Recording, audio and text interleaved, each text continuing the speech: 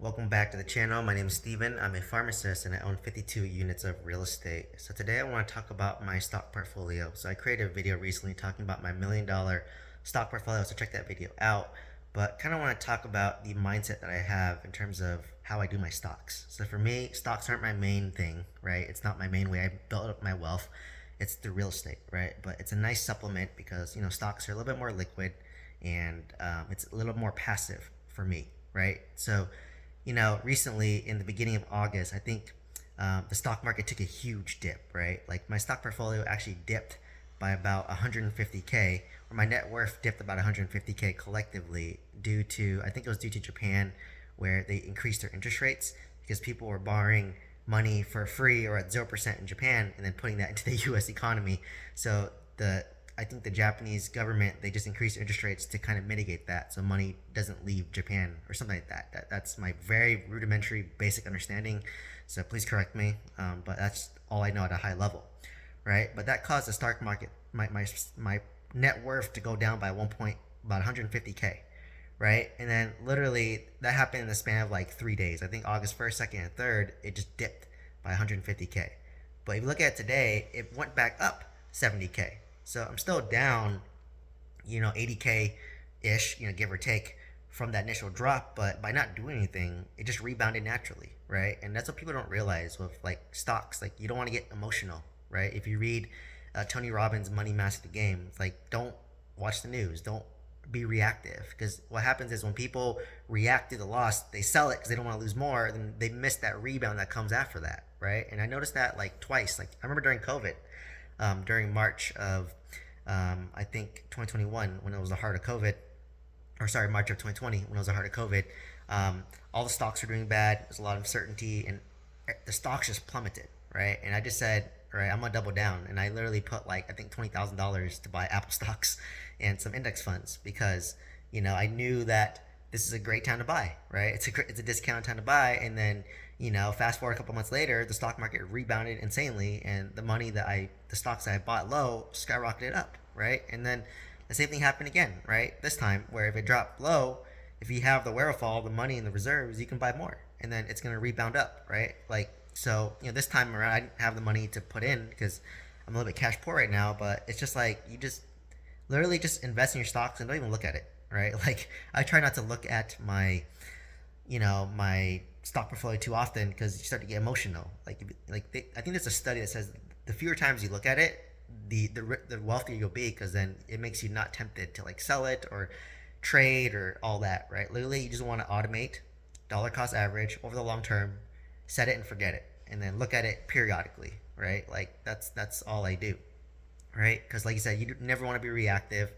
The way I allocate my portfolio, I'm probably not really going to change it. I might change some of the allocations over time, but for me, my portfolio is built for growth, right? So I invest in broad index funds in the U.S., international, a little bit of bonds, right? And I do try to sit on a lot of cash because of my real estate portfolio and the risk that that has.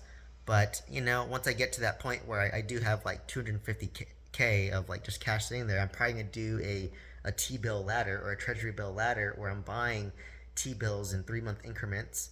Buy about 3 months, 6 months, 9 months. So I still am getting like that 5-6% return on your money by having that liquidity, right, for an emergency reserve. So once I get there, I want to document that process.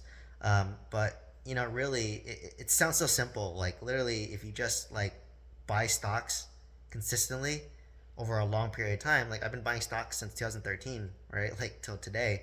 And hindsight's 2020, but like my Apple stocks did well, right? And I just bought it consistently. I bought it when there's a dip.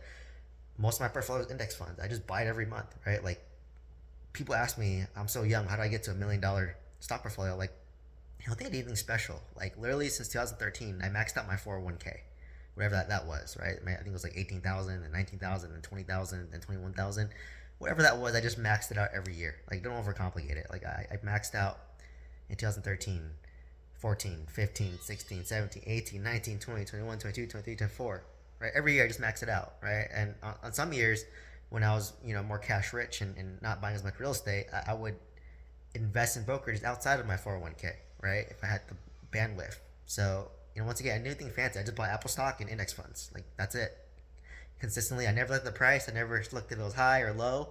I just automated it, right? And it was set it up so every month it would go out, reinvest a certain allocation, and then that's it, right? Like it's so simple, but like people try to get too fancy, right? That's why I say simple scales, fancy fails. Like people get too fancy, do a million different things, look at a million different metrics. I'm like, I don't do any of that. I literally just automate broad index funds. Like it's kind of like dummy proof, right? And just same with like going in shape, right? Or being healthy. Like if you want to be healthy and be in shape, like just move and eat cleanly, right? It sounds simple, but like people struggle, right? But now there's all these fancy things like you can do the keto diet, you can do the paleo diet, you can do vegan diet, vegetarian diet, pescatarian. There's all these fancy things, but at the end of the day, it's just like, do you eat clean and do you move more than you don't move, right? And that's it to be healthy. And same thing for building stock portfolio. Like do you just automate it and buy it every month, right? Like do you max out your 401k every month or every year?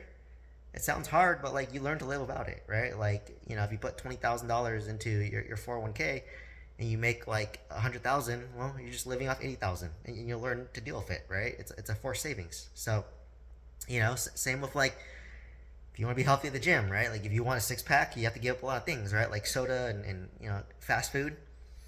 That's the sacrifice you're willing to make. For me, I think I can never get a six pack, but I try to eat healthy and sustainable in a way that works for me. So it's just like literally just set it and forget it, right? Like and don't overcomplicate it. Just if you don't even know what the heck to do, just like do like 80% into like the S&P 500 or total US stock market.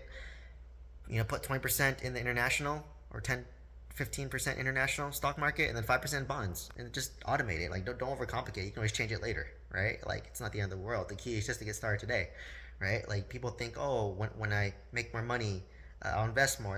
That's never the case. Most people, if they make more money, they're just gonna spend more money, right? If you're a spender or saver. So really, it's not complicated. Just literally maxed out my 401k, and obviously from 2013 all the way up to like 2020, it's been a bull market, and at the time I didn't know, right? I just was buying every month since then, and that's only like 11 years of compounding. Imagine 20 years, 30 years, 40 years, right? Like when I put money into stocks, I have no intention of selling it unless like I'm just trying to take it easy and chill, right? Or I want to just enjoy my life. But my goal is to never have to touch that money, right? Just let it compound, let it do its thing, and live off the dividends, right? That's the whole point of the FIRE movement. So, don't overcomplicate it. Just get started today. Like even my fiance, I think she's built up a pretty nice like $500,000 net worth, right? And she's almost 30 years old, and she that's after, what is that, she's been working since 2017, so that's roughly about 7 years, right? And that's when the compounding starts to get more and more powerful, right? You have to simultaneously increase your income, decrease your expense, educate yourself, compound your knowledge, apply these concepts, right? If you learn but you don't apply, then you're not really improving, right? So I read a book, I apply what's in the book, and then it helps me, right? So now my stock portfolio is on automation. I don't even think about it, right? Just every time, I just periodically, I'll just log in and just be like, what? Oh, like I didn't realize my stocks went up or down. Like, and the dividends that pays, it gets reinvested, right? So every quarter or you get money and then it gets reinvested. I think my stock portfolio, the dividends is like maybe $9,000 a year now, give or take. So that money gets reinvested too, right? So like it keeps on growing, keeps on compounding, and it's only year 11. So imagine like year 30, 40, 50, like when I'm older, it's going to be insane, right? So like it's doing something simple for a long period of time is what is true success, right? That's what I hope to do on this YouTube channel. Like, can I just post a video every day and be consistent? Maybe I can go to a larger scale, because I realized that I thought I was working hard with one video a day, but people, Alex Hormozy saying you got to do 4 hours a day. I was like, shit. Well, maybe I can try. I don't do it currently. So anyways, if you're looking to go into multifamily real estate, right, check out with guidance, check out the mentorship program. If you're looking how to pay off your student debt, I do have a course on paying off student debt. It's a pretty simple system that I use to help pay off 250K student debt. Check out my mentorship program down below as well. Anyway, let me know if you have any comments or questions. Love to answer your questions and what your strategy is for buying stocks. Please share this video with somebody who is wanting to build $1 million stock portfolio and hoping to share this video to make it known that it's easier than you think, right? You just have to automate maxing your 401k every day for like at least 10 years and you'll get there, right? That's really it. Anyways, please like, comment, subscribe. Hope to see you in the next one.